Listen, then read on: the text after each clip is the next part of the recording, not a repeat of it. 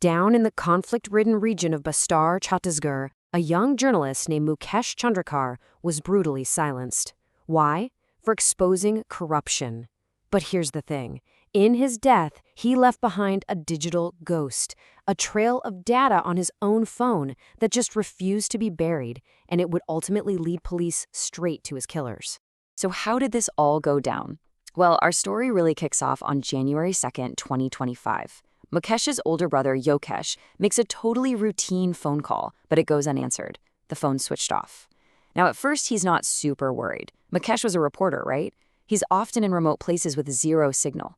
But as the hours turn into a full day, that little bit of concern starts to grow into a full-blown, desperate search. Okay, so let's break down how those first 48 hours unfolded. And what's just incredible here is that the first huge break in the case didn't come from a witness or some anonymous tip. Nope, it came from a satellite, all thanks to a simple feature on Mukesh's phone that his brother, in a moment of desperation, thought to check: his Google location history. So that digital clue, it pinpointed Mukesh's last known location to this remote farmhouse on the night he vanished. Police went out there, searched the property late at night, but they found nothing. It looked like a dead end. But for his brother Yokesh, something about that place just felt wrong. He couldn't shake the feeling. And this is where the power of community really comes into play. Yokesh, just refusing to give up, gets a bunch of fellow journalists together. They put pressure on the police to go back for a second look, a real search. And this time, in the bright light of day, they see it. Something was off. It was a freshly cemented slab on the septic tank, a detail so obviously out of place it basically screamed foul play. And when they broke that fresh slab of concrete open, the truth was just horrific.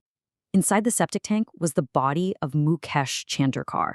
The postmortem, it detailed a murder of just unimaginable brutality.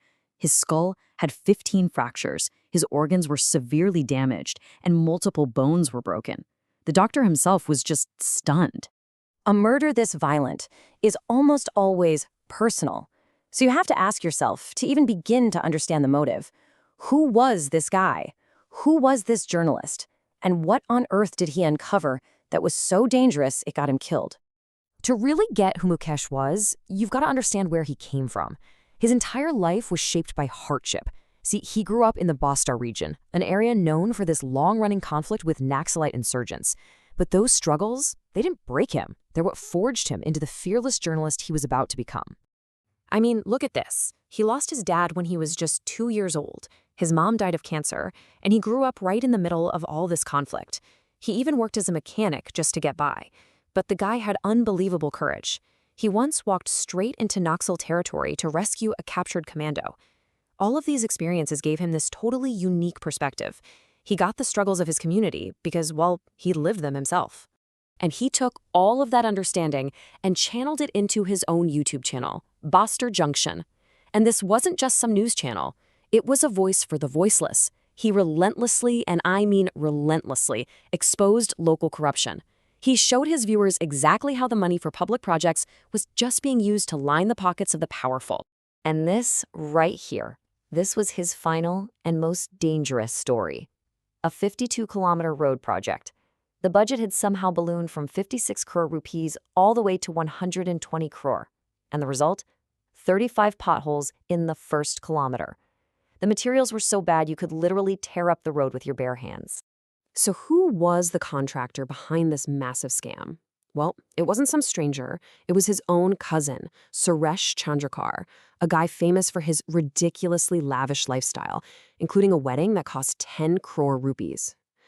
Mukesh's reporting set off an official government inquiry, putting his own family member right in the hot seat.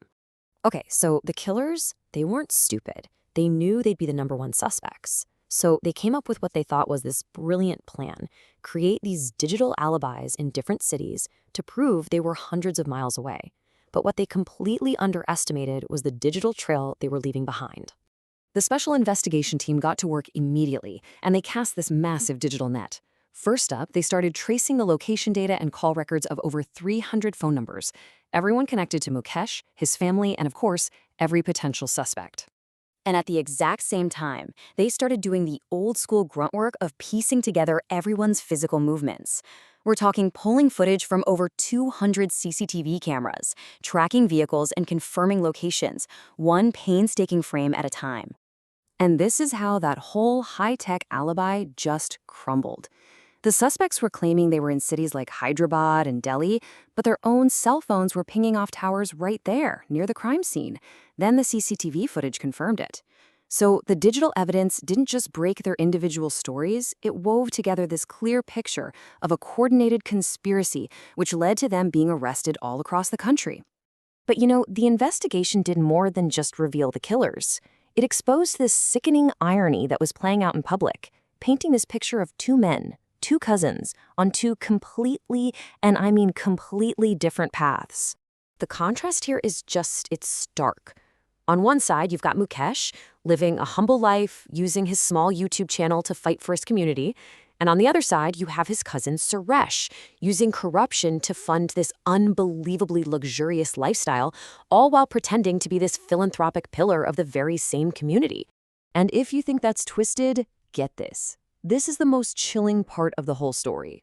On the very same day that Mukesh disappeared, while his family was just starting their frantic search, a local newspaper published this glowing profile piece on his killer, Suresh. They called him a role model, a social contributor, an emerging star of Chhattisgarh. At the end of the day, Mukesh's story is just a devastating reminder of the price of telling the truth. For these local, independent journalists who are working in really high-risk areas, exposing powerful people isn't just a career, it's a battlefield. And sometimes it costs them everything. Mukesh proved that one person, armed with nothing more than a camera and a whole lot of courage, can shake a corrupt system right to its foundation. His work started a government inquiry that fraud and greed couldn't stop. And it leaves us with this final, really powerful question. If a single voice is considered dangerous enough to kill for, then just how powerful can that one voice truly be?